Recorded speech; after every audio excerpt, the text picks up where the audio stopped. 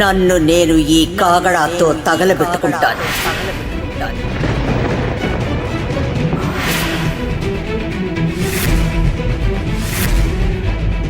వెంటనే నా కథ ముగుస్తుంది. సమయానికొచ్చి కర్మకాండలు చేయనాన్నా.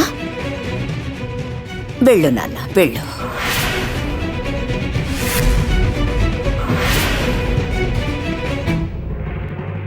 అరే అమ్మా, ఎందుకు నువ్వు అశుభాలు పలుకుతున్నావు? నేను నిజమే మాట్లాడుతున్నాన్రా.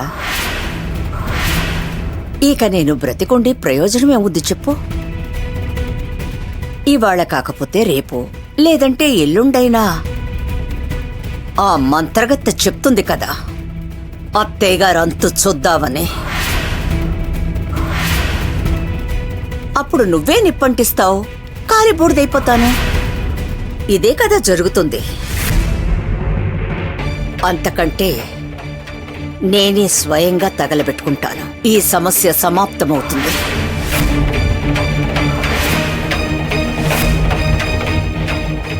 నువ్వు వెళ్ళరా నాన్న, వెళ్ళు. సక్కుకి భోజనం తీసుకొని వెళ్ళు. బయలుదేరు.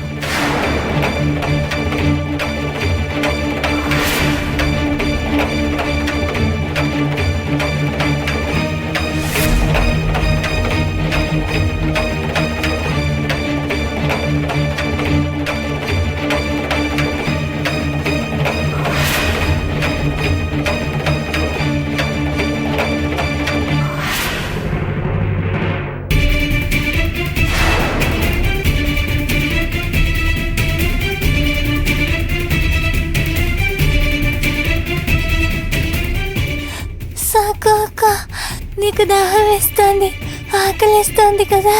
నాకు అర్థమవుతుంది చిబ్రి, నీకు దాహం వేస్తుంది, ఆకలేస్తుంది. అవునా చిబ్రి, నిజమే కదా? లేదు లేదు, అలాంటిది లేదక్క. నాకు కళ్ళు మూసుకుపోతున్నాయక్క. నాకు ఆకలేయట్లేదు, నిజం. పాండురంగా నాకు శక్తినివ్వు. సక్కు అక్క బరువు మోసే శక్తి నాకేమో. లేదు చిబ్రి, నువ్వు బాగా అలసిపోయావు. దయచేసి నా మాట విను. ఇంకెంతసేపు ఇలా నన్ను భుజాల మీద మోస్తూ నిలబడతావు?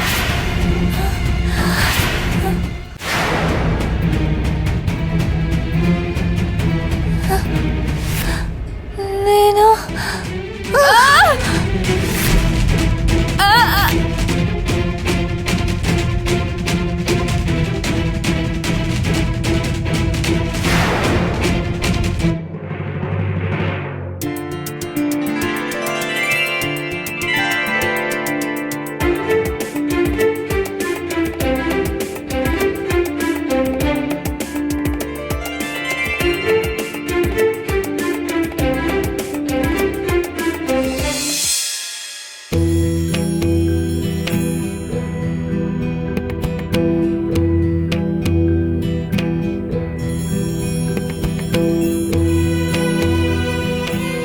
పాండురంగా,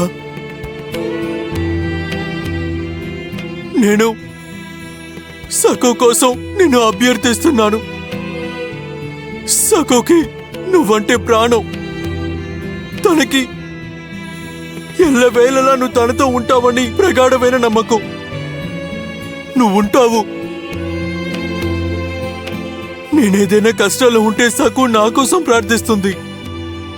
ఇప్పుడు నేను తన కోసం ప్రార్థిస్తున్నాను. నువ్వు ప్రత్యక్షంగా నాకు కనిపించట్లేదు, కానీ సఖు ఎప్పుడూ ఇక్కడే దీపం వెలిగిస్తుంది, పువ్వులను పెడుతుంది, వెన్న పెడుతుంది. దానర్థం నువ్వు సాక్షాత్తు ఇక్కడే ఉన్నావని ఇది నేను నమ్ముతున్నాను.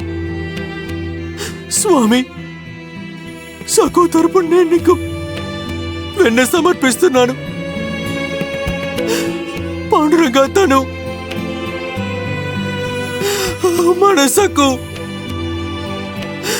మనసకు నిజంగా చాలా అమాయకురాలు. తను ఏ తప్పు చేయలేదు. తన ప్రాణాలు ఇప్పుడు ప్రమాదంలో ఉన్నాయి. నువ్వే సఖుని కాపాడాలి.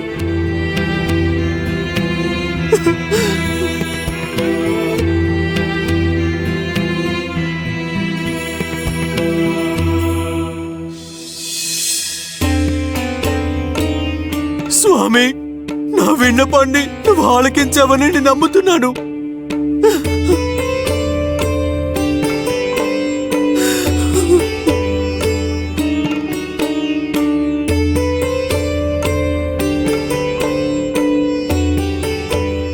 పాండురంగా, ఇప్పటి వరకు నేను నీకోసం ఏమీ చెయ్యలేదు.